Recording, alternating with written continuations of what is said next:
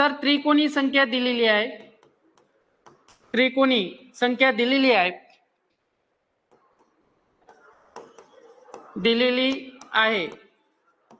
तर याच्यावरून आधी आपल्याला पाया काढायचा आहे. काय काढायचा आहे? पाया.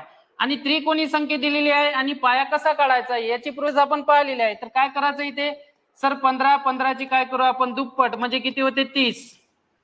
ठीक आहे. 30 च्या अलीकडील पूर्ण वर्ग संख्या कोणती येईल? 4 चा वर्ग 5 चा वर्ग केला तर 25 येते, 6 चा वर्ग केला तर किती येते 36.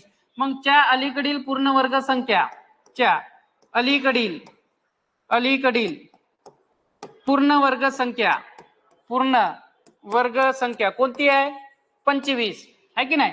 मग वर्गमुळात जर आपण 25 टाकले तर याचं उत्तर किती आले? 5. मग 5 काय झाला आपला पाया, 5 काय झाला आपला पाया.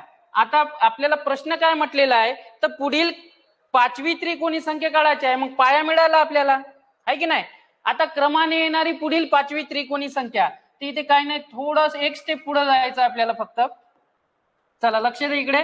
पाया किती आला आपला? 5. काढायचं काय आपल्याला? 5वी क्रमाने येणारी. सगळ्यात महत्वाचं म्हणजे हा शब्द इथे महत्वाचा आहे. पुढील म्हटलं तर आपल्याला ऍडिशन करायचं आहे आणि मागील जर म्हटलं तर आपल्याला काय करायचं इथे वजाबाकी करायचं आहे. म्हणजे महत्वाचा हा स्टार पॉइंट इथे लक्षात ठेवायचा आहे. जेव्हा शब्द इथे यूज करेल पुढील तेव्हा ऍडिशन करायचं आहे आणि जेव्हा इथे शब्द यूज करेल मागील तेव्हा आपल्याला सबट्रॅक्शन करायचं आहे. मग पाया किती आला आपला इथे? 5.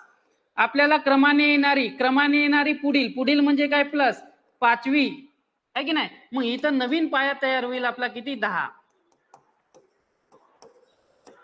नवीन पाया तयार झाला किती? 10. आता आपल्याला 10 पाया असलेली त्रिकोणी संख्या काढायची आहे. किती?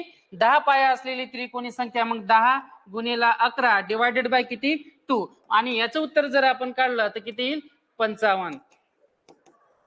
ठीक आहे. तर ही झाली आपली त्रिकोणी संख्या.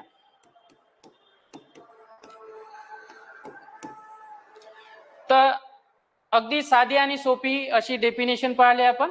ठीक आहे. 15 त्रिकोणी संख्या दिलेली होती आपल्याला आणि आपण त्रिकोणी संख्या कशी फाइंड आउट करायची ते काढलं. तर बाकी जो पोर्शन आहे तो आपण उद्याच्या लेक्चरमध्ये कंटिन्यू करू. ठीक आहे. तर भेटू आपण पुढच्या उद्याच्या लेक्चरमध्ये.